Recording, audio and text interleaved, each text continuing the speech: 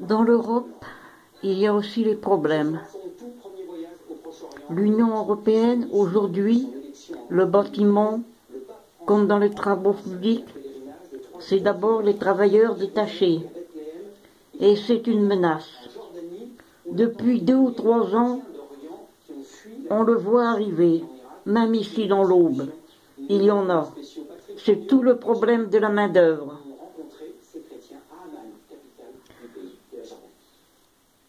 Qui se pose maintenant dans le bâtiment, se décolle.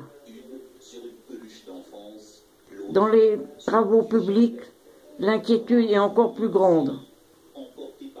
Aujourd'hui, on nous dit avant un marché public que si nous recourons pas aux travailleurs détachés, on ne peut plus être compétitif. L'Union européenne a imposé la libre circulation des salariés. Personne ne peut s'opposer.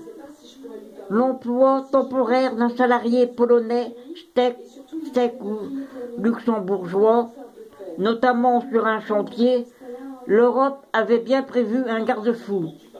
Ce salarié doit être payé au même niveau de salaire que ceux du pays d'accueil et soumis à la même législation sociale. En revanche, les charges sociales sont celles de son pays. Et la France, championne des charges, qui double pratiquement le salaire, se trouve singulièrement désavantagée par rapport aux pays à faible ou très faible charge. Et puis surtout, certains se sont spécialisés dans les parties de cache-cache avec le fixe, l'URSSAF. On a ainsi vu des entreprises intervenir en France sans jamais s'acquitter de la TVA. Forcément, elle était à 20% moins chère.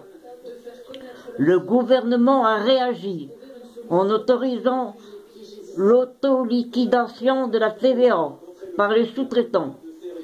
Il a aussi renforcé les contrôles pour éviter les abus et notamment l'emploi de travailleurs détachés permanents par le truchement de sociétés fantômes ou de boîtes d'intérim basées au Luxembourg. Reste quand même le différentiel de charges sociales dont usent en toute légalité nombre d'entreprises, transformant beaucoup de grands chantiers en tour de Babel. Une concurrence difficile pour ceux qui ne se refusent à y recourir. D'autant que l'Union européenne impose aussi une cure d'austérité en France, qui a réduit drastiquement le lancement de grands chantiers publics. Un complexe qui déprime fortement les professionnels, qui réduisent leur effectif et forment de moins en moins.